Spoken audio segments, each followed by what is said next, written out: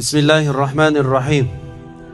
الحمد لله والصلاة والسلام على رسول الله صلى الله عليه وسلم وعلى آله وأصحابه أجمعين. أما بعد، آجان محترم، السلام عليكم ورحمة الله وبركاته.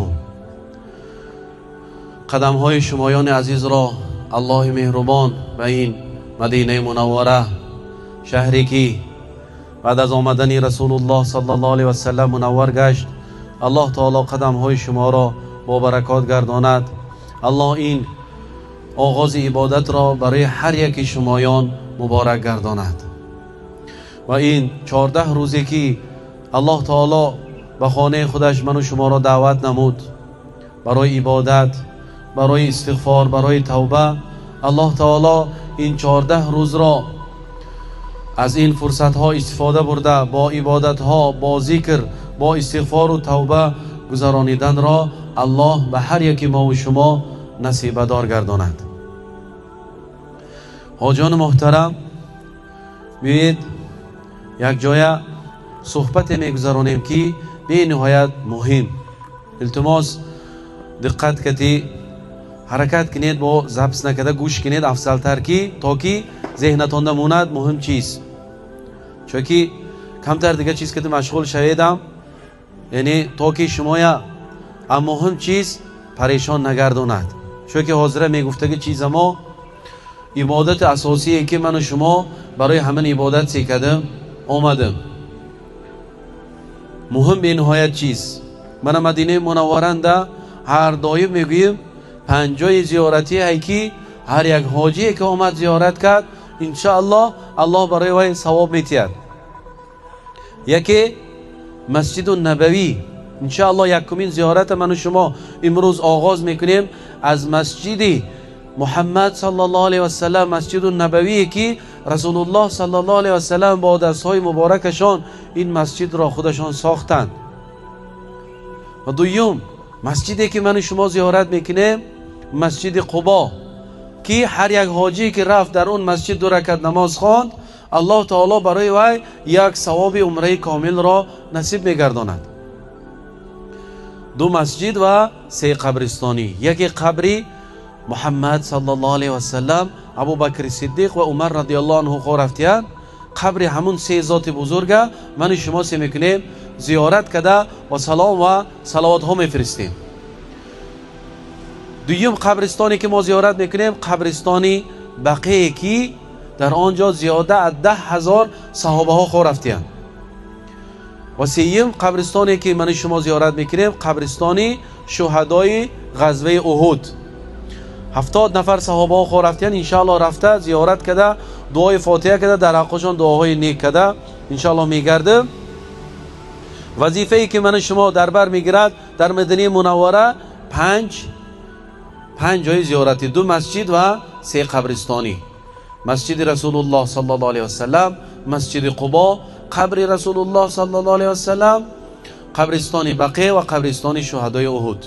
و انشاءالله مسجد قبلتین، زواد قرآن، نشریات قرآن، من باغ خرما، اینها یعنی گوییم که اضافه زیارت و سیاحت ها. لیکن مهم جایی که من شما باید که رویم، اگر نباد که اگر نرفته مانیم شمایان عزیز از من طلب کنید که فلان جا نرفتیم، همون 5 تاش 1 تاش با، تا که 5 همون مهم جایی که هر یک حاجی که زیارت کرد انشاءالله سی میکند ثواب میگیرد. و بعدا فضل الله که من شما میگردیم 3 روز شنبه الله نصیب کند. بینید الله یک تحفهش که یک نماز جمعه ما در مدینه میخوانیم، یک نماز جمعه در مکه مکرمه انشاءالله. و انشاءالله من برای روضه شریف رخصت ها هم مردها هم زردها الحمدلله برآمد، باغ جنت در اومده نماز میخوانید، الله نصیب کند. و اساسی نیتی که من شما اومدیم برای سیکدن عمره کردن. عمره در مدینه منوره نه، در مدینه منوره یکی از رکنهای عمره سر میشد. اول پیش از عمره کردن باید یک چیز مهمه من شما برای خود قاعده کرده گیریم که الله تعالی میگوید و اتم الحج والعمره لله. برای من شما الله تعالی خطاب میکند که شمایان ادا کنید. عمل عمره را، عبادت عمره را، حج را برای کی؟ برای الله. نباید که در قلب‌های من و شما نیت باشد که برای خودنمایی، برای ریاکاری، برای که در محله ما، در کوچه ما همه آمد من نآمدم، منم حاجی شوم، منم حرمت به سزاوار شوم، منم همه گوییم که حرمت کند. گفتگی نیت ها باشد، این نیت های ترک کنیم تا که نیت ما خالص عمره کردن برای کی شود؟ برای الله. برای آنکه الله میگوید ادا کنید عبادت حج و عمره را برای الله. اگر عبادت من و شما برای الله نیت کنیم، ان شاء الله نیت ما برای الله میشد و الله از ما قبول میگرداند. و دوم، خیلی که رسول الله صلی الله علیه و سلم عمره کردن و علماها، صاحب های کتاب ها برای من و شما نوشته رفتن که چگونه رسول الله صلی الله علیه و سلم عمره کردن، همین خیلی طرز عمره میکنیم. ان شاء الله بعدا عمره من و شما امید میکنیم که الله از ما چی میکند؟ قبول میگرداند. یکم عمره نیت برای کی بوده است؟ برای الله. دوم طبق سنت رسول الله صلی الله علیه و سلم میکنیم. خیلی که محمد صلی الله علیه و سلم عمره کردن، هم خیلی عمره میکنیم. از خود ما یگان چیز قوش نمیکنیم و یگان چیز هم ان شاء الله ترک نمیکنیم. عبادت عمره که من و شما آغاز میکنیم 4 تا رکنشه، 4 فرضیت واجبات دارد که هر یک حاجی باید انجام دهد. خواه کلانسال، خواه یاش، خواه بیمار، یعنی باید که انجام دهد. اگر خواهید که عمرتون قبول شود، همین 4 تا رکن البته باید و شاید من و شما کنیم. ان شاء الله روز شنبه من و شما در مهمانخانه غسل میکنیم، تازگی میکنیم، خوشبویی میکنیم، لباس های تازه احرام پوشیده. برای زنها لباس مخصوص شرط نی. برای زنها لباس 3 شرطش است. یکم لباستان نمازی باشد، لباستان نمازی باشد یعنی تازه باشد. دومش لباستان تنگ نباشد که بدنتان ننمد.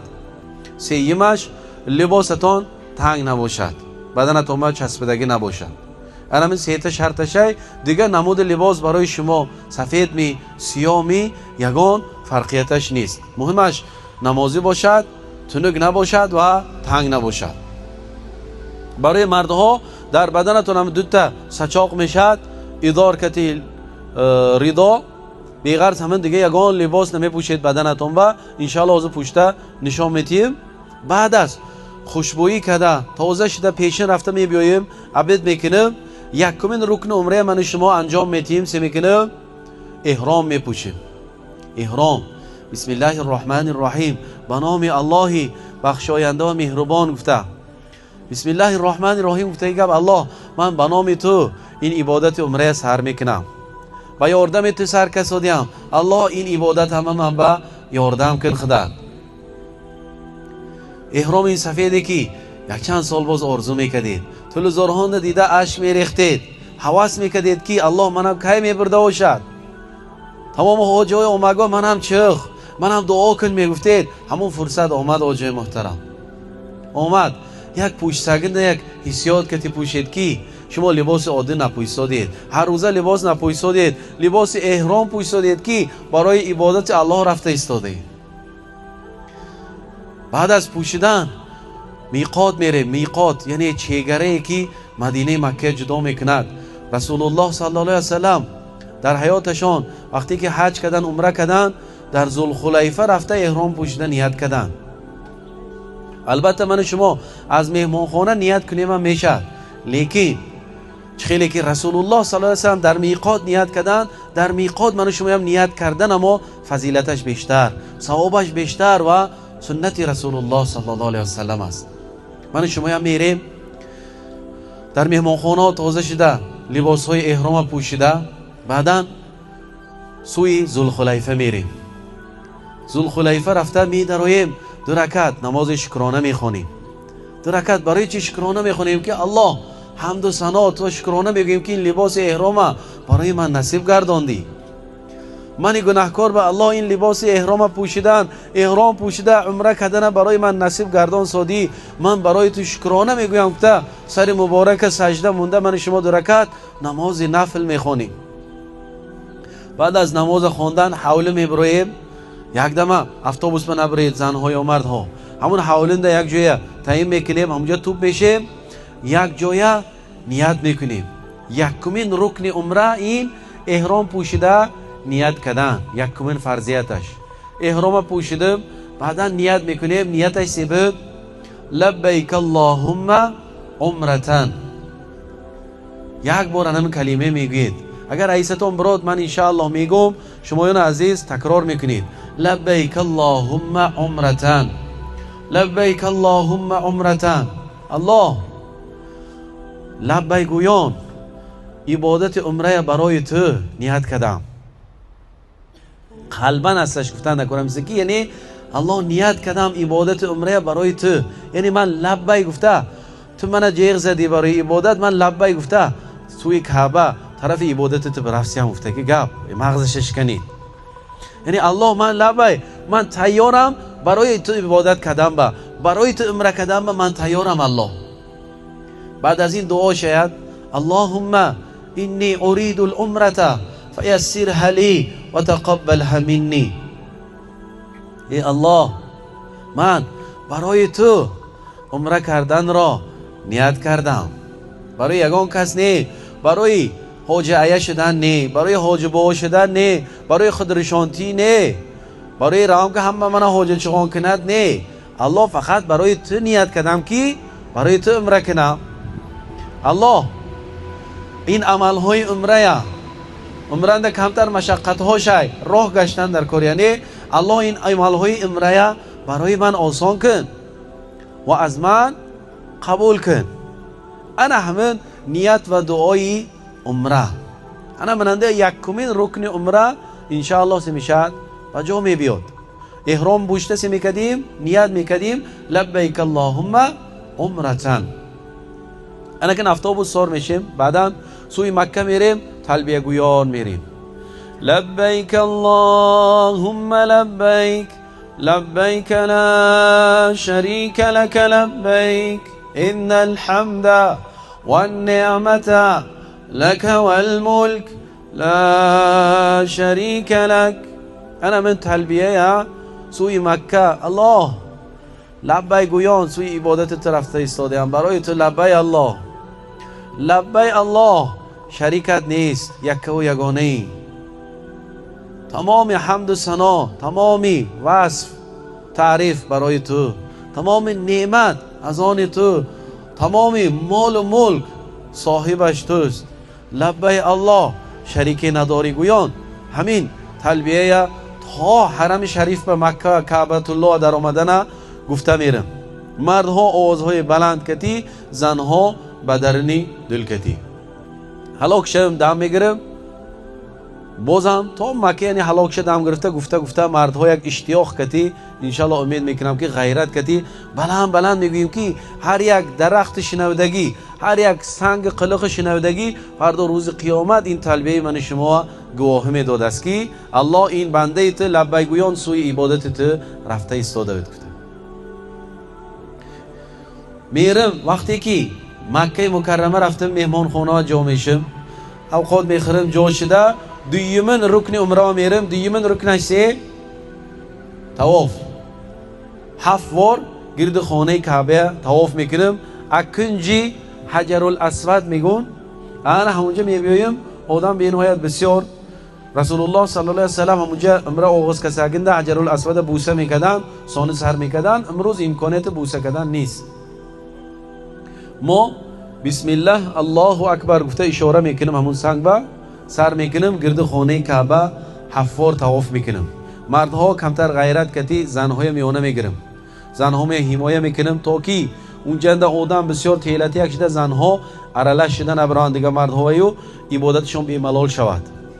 ما چید بگذشته پیش به قفا و یعنی ادگرمای قبده زنهای میانه فراختر گیرم که تا که بی ملال سکنن عبادت کنن و خدمه هم عبادت کنم.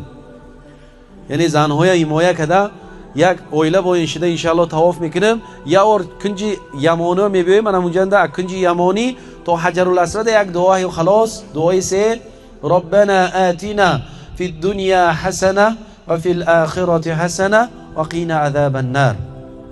پروردگار رب ما برای ما در دنیا و در آخرت حسنات نیکی نصیب گردان و مایان را از آتش جهنم نگه دار.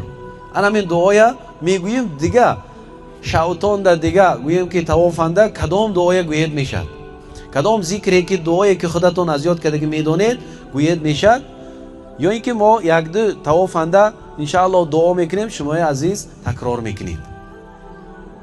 اما خیلی کده 7 بار تواف میکنیم.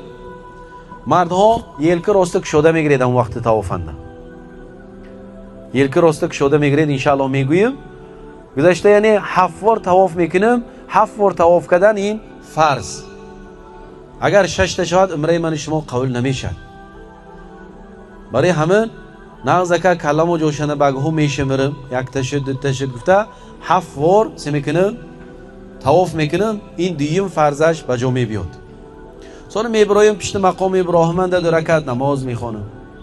او زمزم مینوشم سنت عمل ها، یعنی ابولا مردها از سراشون میریزن، زنها هم تو نوشیده دعا میکنید که وقت آب زمزم نوش سادگین در رسول الله صلی الله علیه و سلم گفتن ماء زمزم لما شرب له. آب زمزم کدام مقصد که خوده شود همون مقصد میشد گفتن. تصور کنید شما زمزم گرفتید الله 3% میتیاد گفتن 3% خواهید ایمان میپرسید می، جنت میپرسید می، مغفرت گناه میپرسید می، برکه میپرسید می، بایگری میپرسید می، هر چیزی که پرسید الله میتیاد گفتن. فقط باور کده تحت دل الله پرسیدن نکرد تو پرسید انشاءالله الله فرزند میپرسید می، کدام چیز پرسیدتون انشاءالله الله میتیاد ناامید نمیکنه. چونکی حدیث به اعتبار دید که رسول الله گفتن ماء زمزم لما شرب له. او زمزم برای هر چیز خوده شد همون چیز میشد. کسل باشید الله منو تزک کن گوید تزک میشید. اگر کمبغل باشید بایشم گوید بای میشید الله منو بای کن گوید. اگر گشنه باشید منو تجربه که بینید، گشنه باشید الله منو سیر کن گفته خرید بسم الله گفته سیر میشید اشکمتون. تشنه باشید تشنگی تو میشکنه. هر یک چیزی که خواهید الله تعالی برای شما سی میکند نصیب میگرداند. و بعد از این یعنی سنت هایی که من شما اوای زمزم نوشته کمتر دعا کده دم میگیرم. سیم رکن بمیرم. سیم رکنش سه کوه صفا و مابین صفا و مروه سعی کردن، یعنی رفته آمدن. بالای کوه صفا میبرایم یک جای کعبه دیده دعا میکنم. آیتی که رسول الله صلی الله علیه و سلم میخوندن بسم الله الرحمن الرحیم ان الصفا والمروه من شعائر الله فمن حج البيت او اعتمر فلا جناح عليه ان يطوف بهما فمن تطوع خيرا فان الله شاكر عليم. لا اله الا الله وحده لا شريك له له الملك وله الحمد وهو على كل شيء قدير. لا اله الا الله وحده انجز وعده ونصر عبده وحزم الاحزاب وحده. انا من دعای خونده بعد از این دعاهای خودم و زبان خودم که دعا کرده طواف یعنی سعی در صفا و مروه آغاز میکنم. رحم میبرایم میونه رفتگنده سویتفور زنگار که موندگی مردها اونجنده سیک سیکل قدم ها کتی سی میکنم میدوم. زنها نه فقط مردها.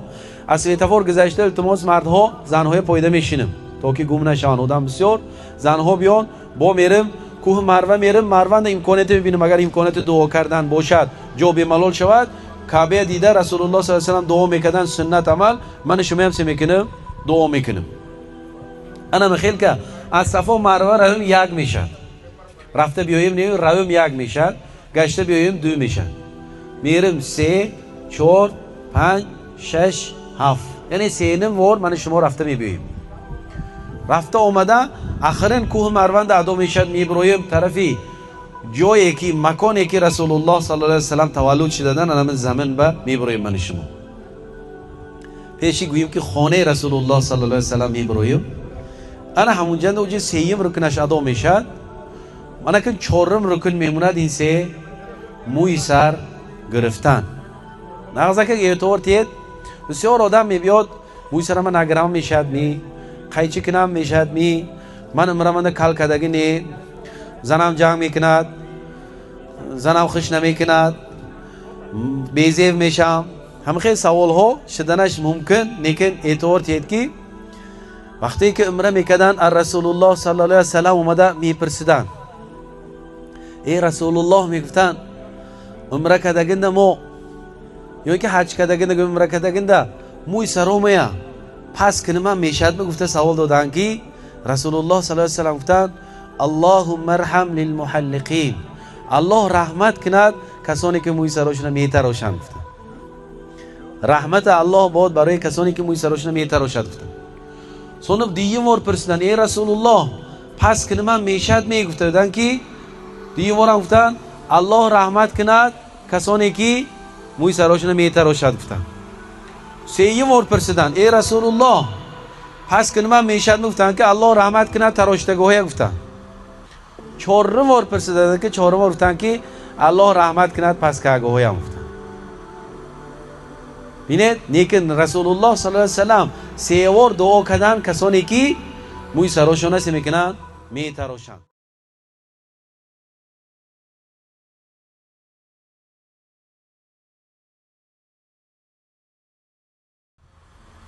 برای همین اوجای محترم مردها اگر سرتون یگان زخم میوب نباشد نترسیده تراشید عمران یک بار عمره کسودید یا اینکه دیگه بار باشدم برای الله موی سر انشالله با میبرد شاید هر یک طور موی سرتون الله اجر تید شاید هر یک طور موی سرتون الله گناهتون مغفرت کند زنها التماس جهنکتون شوهتون بیا ملال تراشم و روزیم تراشم گیر اکو وقتم ترسش دستی میکوشم گفتم انشالله جنگ نمیکنیم یعنی انشالله امید میکنیم که تراشتنش سه افضل تر بعضی میبینید همونجا بعضی مردها میرن یا زنها موی سراشون قیچی میزنن زنها بینید برای مردها تراشیدن برای زنها میلتون جمع میکنید انوگش منه کمک یک لیلکچتون باین انوگ میلتون قیچی میکنید فقط بسیار از سر کمپرکو یا داگی سیل کن همون صفانده قیچی کن در کار رفته نی شما قیچی میکنید کجا رفته مهمان خانه رفته مویا مهمان خانه رفته مهمان خانه ده سرتراش خانه های مردوی هم ده همونجا میگیره زنها همون یک تگی جای نماز و چیز وای نکتونه یک تگی قیچی گرتون هر یک خانه اقلا یک تگی قیچی ارزانک قیچی گرید به ملال خودتون میتونید موی سر خاتون قیچی کنید یا اینکه یگون شریکتون هم خوبه قطعی یا خونه میشتیتون کی قیچی کند میشد بسیار زنها یک عقیده که میگون که یک زنه که پیره که قیچی کنش در کار بس ایهرام برام گشودنش در کار همه قاعده های کی که یاد داشت این قاعده ها مهم نه مهمش قیچی کردن خودتون قیچی کنیدم میشد شوتون قیچی کنیدم میشد ارتاقتون قیچی کنیدم میشد یادگارتون خونه شریکتون قیچی کنید میشد لیکن مهمش قیچی کنید که اگر قیچی نکردید عمرتون یا اینکه قبول نمیشد یا اینکه شما جریمه نروشه نکردید باید که سکنید گوسفند کشید گوسفند کشید این یک امید که انشالله یک کفارتش گفته گاب لیکن بیاید که نه همونجا اومده خطا نکنه طور میکه اگه جان ده خطا کدم حقمونه آجا چارت یک چیز بده شد بینید احرام پوشیدن نیت کردن 7 بار گرد خانه کعبه طواف کردن 7 بار صفا و مروه سعی کردن موی سر تراشتن برای مردها موی سر قیچی کردن برای کی زنها هیچ وقت کو صفا نمیبینه دخترچکو من با این بیزنس مینا 5 ریال موی سرتون قیچی میکند بعضی زنکو میشه که میلاهاشون قیچی کرد گرش شده همونجا نبینه میلیون تا مردکای میلاهاشون قیچی میکنن موی سرتون مردک بیگانه بیند گناهکار میشه اگه گناه توزه شده با گناه نو نگیری برای همین اگر همین چیز کو صفا و قیچی کردنش مهمه بود من شما میگفتم اونجا قیچی کنید چون که موی سر شما من توپکا بردل اولو نمیتیم تقورچه که دولش نمیکنم اونجا من با فایده ضررش نیست فایده ضررش یعنی من میخوام که عبادت شما پر شود و یعنی گناهکار نشوید برای همین نترسه مهمان خانه رفته اما جمع کردن همین لیلک باید انوگ میلتون سکنید قیچی کنید انا همین که میتونید سنیتگراتون تبریک کنید که الله مبارک کند عمره مبارک و یادگارتون خرسان شده الله با دعا کنید که الله امان سکر قبول کن گفتم این رکن های عمره یکمش سی بده است یکمش نیت که سونه احرام میپوشم نه اول احرام پوشته سون نیت میکنه دیگه 8 ورمی 9 ورمی 7 بار طواف میکنم. سه صفا و مروه چند بار دور میزنم؟ 6 تا شود چی؟ 8 تا شود چی؟ 8 تا شود ضررش اینه که 7 تا شود 6 تا شود ضررش های. چهارم سه زنکو موی سر میتراشم مردکو قیچه کنم ها انتش با زنها قیچه میکنم مردها میتراشم. انا کن بعضی چیزها هست من رکنش یاد گرفتم انشاءالله حرکت کنید ایستون نبرود ایستون برود اما پرسید نومس نکنید پرسیدم با بعضا نومس میکند بعضی چیزا امره نمکوره که میبره سونو سوخ پرفته یک امر من از گر رفتنم در کار من خطا کردم عموما نومس نکنید کدام چیزی که نمیدونید اما پرسید من ندونم من ایتش پرسیده میتیم چونکی خطا کامه یگون تمو حقمونی همه قبل دوده شما چند صبح دو کسید چخه اوچرید پویده شدید الله نصیب کدو شما نمکوره که برفتم حقمونی یگون تمو کسال می شما راگشن ایتون می کدام حالتتون با امکانیتی امرا کردن همش به های برای همین التماس نومس کده و بعضی چیزای چشم پوشیده و نکنید. شما کدام چیز معقل نشود اگر خدمت من معقل نشود خدمتوی گسیسه معقل نشود اوقات معقل نشود شرایط معقل نشود ماما گویید چون که شما حقتون شما پل دادید این حق شما ایلیک باشی گفته گبین حاجا خوجه گفته که رئیس نه ایلیک باشی حاجا خدمتچی همون خدمت شما من 14 روز گردنم گرفتم من خدمت من اساسی عبادت شما پر شود این گسیسه اوقات اینها خوشمچه گوییم چیزا اساس خدمت ما حرکت کردم که یگان تاوتون به کمچلک عبادت که بروید اساسا من مقصد ما و دیگه‌اش ان شاء الله نوبت به نوبت شده میبرفتگی چیز التماس انا من وظیفه عبادت انده من سیک گم کنید التماس یگان چیز گفتم میگرد دیوای نگوید من بعضی چیزای طور که گفتم میگرم اون که مسئله عبادت انده التماس سیک گویم مسئله عبادت نگوید مایلش بعد عمره کشن من که سلام علیکم باز کنی برای ساگنده سونه با سلام علیکم میکنه نیکن همون عمره کسانده این نقص التماس خود سرانه یگان کار نکنید که من میتونم افته بازو میشد پیشکی زمی برادو گم میشد عبادت نمکوره انا کن پیش گروپ اومده سونی نکدم گفت شرمندگی نومس میکند من شما پیش کاش هم میگو موی سرای گته شده عجایب شد میگود نیکن چهار چغ زدید گویی این که اوی به میغالتن گجو رفتید گویی و من رفتید منم رفتم میگو دید سیک برای همین اگر گروپ نبر اومده یا دیگری که همون 4 ساعت بدشید وقت میگیرد یا 3 ساعت یا 4 ساعت اما احرام میپوشم رفته کعبه هم 3 ساعت 4 ساعت عبادت که میشم سونه تمام انشالله بعدوای سونه خودتون میتونید پیشوی کعبه رفته رسم میگیرید می طواف همش اوجه نفل میشه لیکن اینجا ما رسم گیرن اومدن اینجا اساسی عبادت اومدم هر روز حرکت کنید پیش کعبه رفته طواف کنید گرد کعبه نه همین بهترین عبادت این سه طواف چون که نماز سوخنده میخونه من شما لیکن نمازه اینجا سواج بیشتر البته لیکن طواف روی زمین دیگه یگان جنده نیست فقط گرد سنده کعبه ده انا که مهم چیزا محصولات های احرام میگود بعد از احرام پوشیدن بعضی چیزهایی که حلال بد من شما ممکن نمیشد کردنش من احرام پوشیدید غسل کرده نیت کردید پیش از احرام پوشیدنتون عطر زنید میشد من سر منگل شده رسول الله صلی الله علیه و آله دستشون که بدنشون سرهاشون با میگود خوشبویی میمولدن شما میتونید هپ میزنید می عطر میزنید می پیش از یعنی سر منگل شدید وای کدا پیش از نیت کردن عطر زنید میشد سر منگل شدید احرام پوشیدید بعد از میقات برفته لبیک اللهم عمرتن گفتید بسیار چیزا شما ممکن نمیشد یکی از این چیزها ناخن گرفتن ممکن نی بعد از نیت کردن ناخن گرفتن ممکن نی خود دست خوب پوچید باشه موی سر گرفتن قیچی کردن یا رمول پیچ سوده کندن یا ریشه خی کده کندن مردها یعنی که بوزی کده بدن مگجوی که موی سر کندن یا اینکه موی سر تراشتن ریش تراشتن موی لو تراشتن ممکن نی بعد از کردن نیت کردن یا اینکه عطر زدن خوشبویی کردن ممکن نی صابون‌های بودار دندانشویک عطر انا من چیزهای استفاده بردنش ممکن نی نیت کردید شما پشه حتی یک شاخ درخت شکستن ممکن نی، یا برگ کندن ممکن نی، پشه کشتن، چملک کشتن اطراف حرمنده ممکن نی. تو عمره کده شده موی سرتنه تراشتن یا اینکه قیچی کردن. بعض خطاگاه میشد گسیس مکه رفته در اومگین همه احرام کتی که رهنده ارزگی یکی دو پوشتگین نقله میشد، یک دری تلویزیون موندگی فرمای پوشته میشینه ادم دام گیته میفرده میفته. نه، احرام کشیده تو عمره کشیده موی سر تراشنه احرام بدنتون کشیده دیگه لباس پوشتن تو ممکن نی. برای زنها ضررش نی. میتونید مثال شما اینجا سرتان پوشته رفتید مکه رفته اگه چرکن شد یک بی نماز شد چی شود اولش کنید ضررش نی. لیکن برای مردها اگر احرامتون یک چای شد می بی نماز شد می دیگه احرام پوشید میشد یا احرام خودتون چیخه پوشید میشد.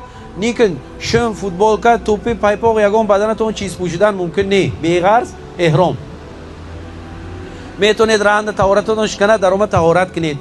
گسیس مکه رفتگنده بی صابون و بی شامپون غسل کنید و بازی کنید میشد. نیکن صابون زدن بعد از ششتن سرتن خدمه پوشتن ممکن نی. تو سیکدنه عمره کده شده موی سره تراشیدنه.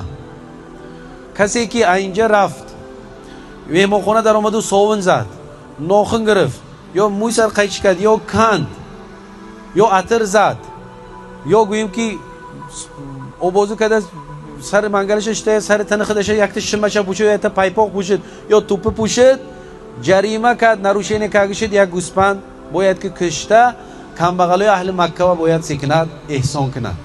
برای همین بین نوعیت احتیاج شید همین چیزها صابون مسئلهش الان بسیار زنها ایساشون میبرد صابون یا ناخن گرفتن بعد از نیت کرده شدن راهنده براوس مثال یادگاری غیبت کردن ممکن احرام اصلش تمام با تمام ممکن نی. لیکن احرام انده با گپ سخت زدن گپوی فحش زدن حقارت کردن غیبت کردن یا کسی ناموس دیدن جنگ کردن ممکن نی.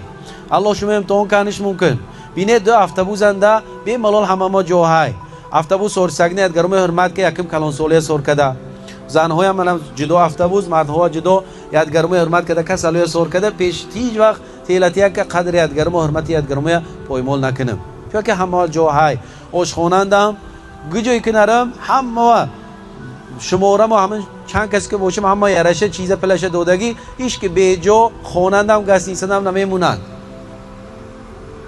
برای همین مهمش عبادت اومده عبادت بس است سخت است. سه ممکن نبود از احرام پوشیدن با صابون زنید میشده شامپو ممکن نی صابون چرک زنید میشد من نمی ناخن چی پوچکه گرم میشده دست نیشن ها جو ریش تراشم میشد بعد از احرام پوشیدن نیت کردن.